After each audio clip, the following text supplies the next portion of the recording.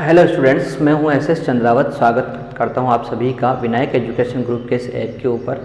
प्यारे विद्यार्थियों, आपके सामने मैं फिर से लेकर हाजिर हो चुका हूं 11th क्लास केमिस्ट्री और उसके बारे में अपन चर्चा कर रहे हैं। लेसन 1 रसायन विज्ञान की कुछ मूलभूत अवधारणाएं, और इन मूलभूत अवधारणाओं के अंदर अपन पिछले सेशन में चर्चा कर चुके हैं एसआई पद्धति और व्युत्पन्न मात्रक के बारे में। अब अपन चर्चा करते हैं यहाँ पर एक बहुत ही महत्वपूर्ण टॉपिक, और वो है रसायन विज्ञान में मापन।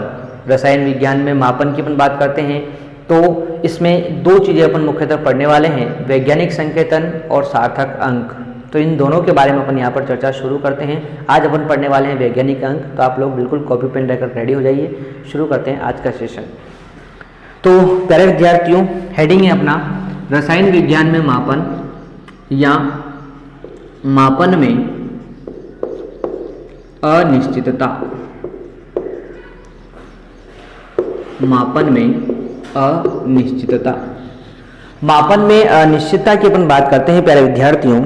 तो देखो, मापन में अनिश्चितता के अंतर्गत मुख्यतः दो टॉपिक अपन पढ़ने वाले हैं। एक पढ़ेंगे अपन वैज्ञानिक संकेतन,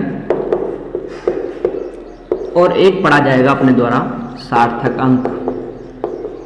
सार्थक अंक, इन दोनों के बारे में अपन चर्चा करेंगे। तो सबसे पहले मैं आपके यहाँ पर शुरू करने वाला हूँ वैज्ञानिक संकेतन,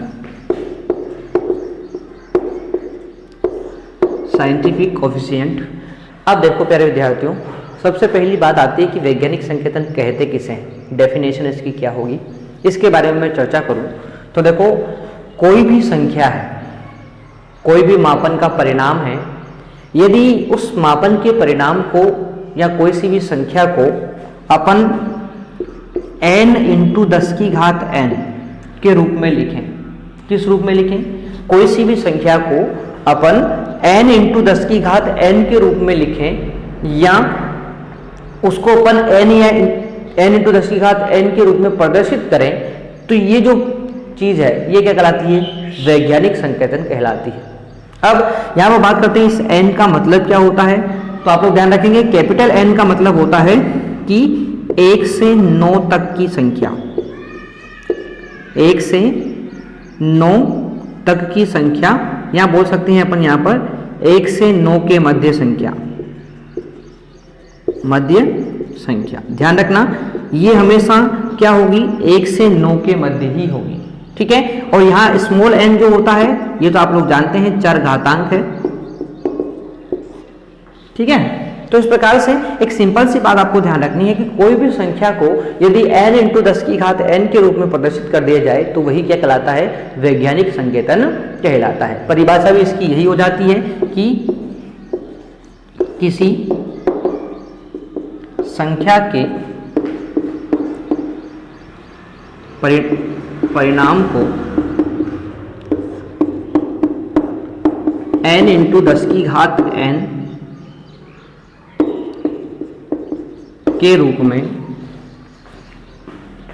रूप में लिखना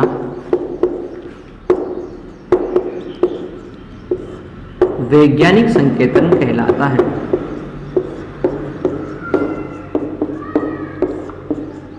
ठीक है, किसी संख्या के परिणाम को n × 10⁻n के रूप में लिखना क्या कहलाता है? वैज्ञानिक संकेतन कहलाता है, ठीक है। तो ये चीज आपने यहाँ पर परिभाषा इसकी पढ़ ली है। अब किस प्रकार से अपन किसी भी संख्या को n × 10⁻n के रूप में लिखते हैं वो अपन समझेंगे किससे? वैज्ञानिक संकेतनों के नियम के आधार पर। तो इसके क्या नियम होते हैं उनके बारे में अपन यहाँ पर चर्चा करने वाले हैं, तो आप लोग ध्यान से इसको देखते रहेंगे, ठीक है। चलो, तो देखिए आप लोग यहाँ पर टॉपिक है अपना इसी के बाद, और वो है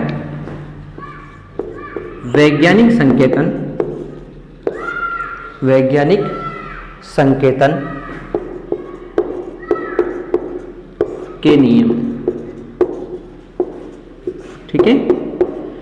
वैज्ञानिक संकेतन के नियम, कुल 3 नियम होते हैं जिनके बारे में अपन यहाँ पर चर्चा करते हैं। सबसे पहले अपन बात करते हैं कि यदि दशमलव को दाईं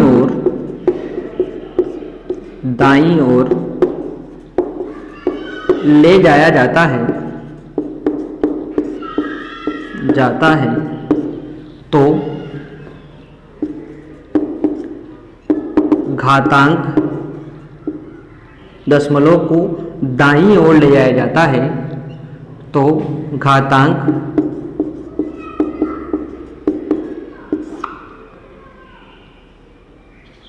या फिर मैं थोड़ा सा यहाँ पर चेंज कर देता हूँ, इसको ले जाया जाता है तो 10 की घातांक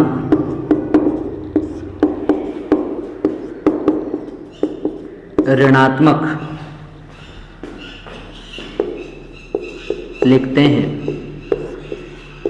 10 की घात क्या लिखते हैं? ऋणात्मक लिखते हैं। ठीक है। और सेकंड अपन लिखेंगे यदि दशमलव को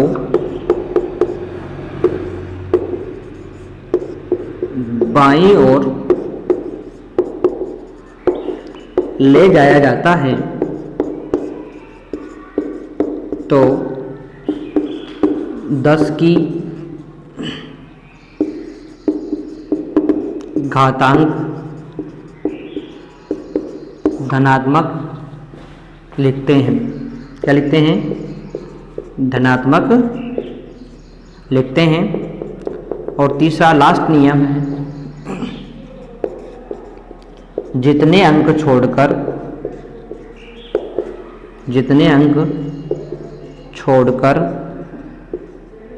दशमलव को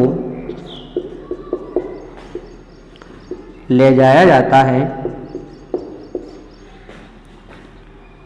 दशमलव को ले जाते हैं, उतनी ही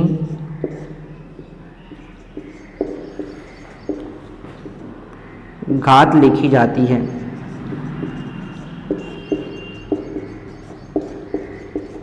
ठीक है।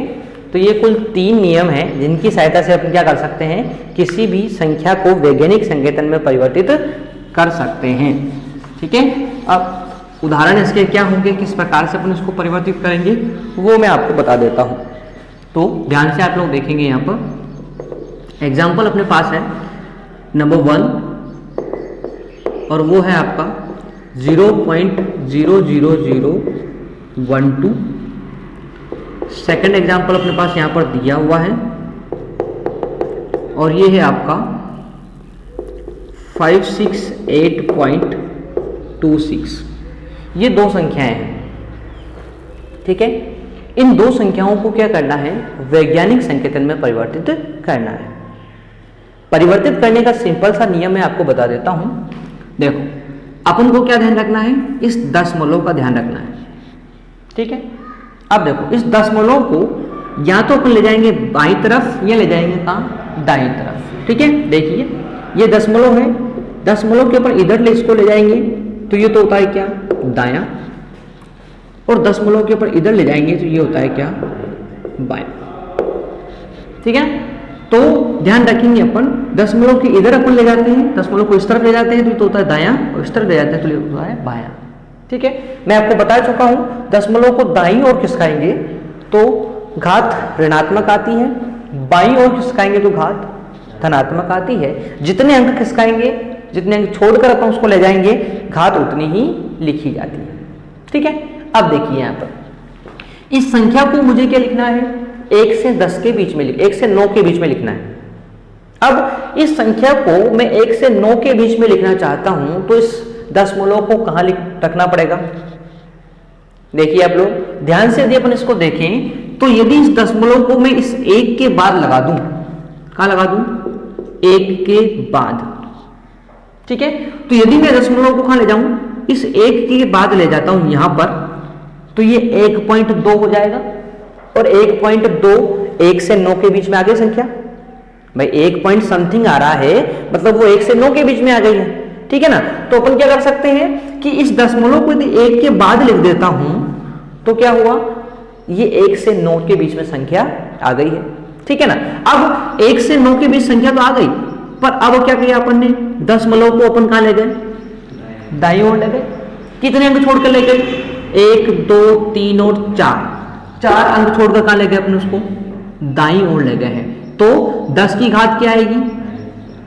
10 की घात आएगी, दाईं तरफ अपन लेके गए हैं तो 10 की घात आएगी माइनस में, और कितने अंक छोड़ के ले गए? 4 अंक छोड़ के ले गए, इसलिए घात आएगी -4।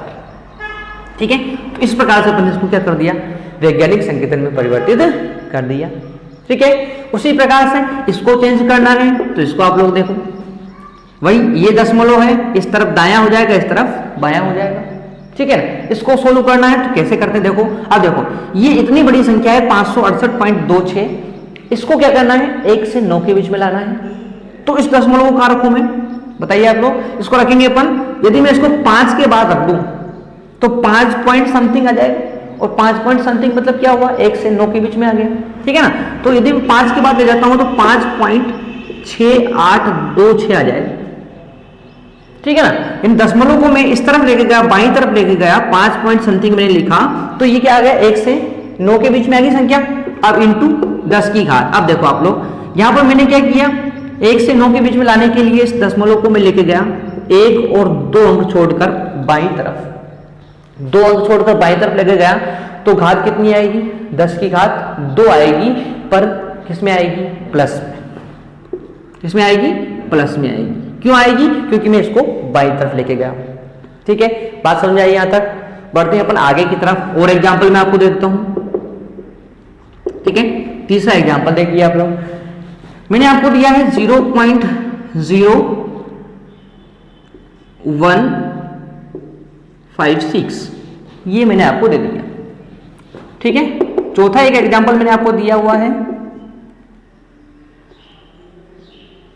5871, ये मान लेते, ये एग्जाम्पल मैंने आपको दे दिया। इसको वैज्ञानिक संकेतन में लिखना है। कैसे लिखते हैं देखिए ध्यान से। इस संख्या को वैज्ञानिक संकेतन में लिखने के लिए इस दशमलव को कहां लिखना पड़ेगा? यदि इस दशमलव को मैं यहां ले जाकर 1 के बाद लगा दूं, कहां पर लगा दूं?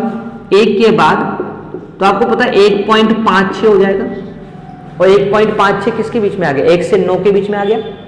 ठीक है ना, अब 1 से 9 के बीच संख्या को लाने के लिए अपन इस दशमलव कितने किसका है? अगर 2 अंक छोड़कर अपन लेके गए, कितने अंक छोड़कर लेके गए?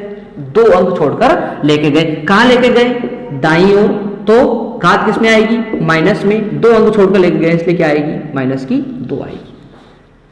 ठीक है, इस प्रकार से लिख देंगे। वैसे ही इसको अपन को लिखना है। अब देखो यहां पर थोड़ी सी आपको प्रॉब्लम आ गई। क्या प्रॉब्लम आ गई? कि सर इसमें दशमलव नहीं है। ठीक है ना, तो अभी तक अपन दशमलव को घिसका रहे थे, इसमें कोई दशमलव है ही नहीं। अब इसका क्या करेंगे?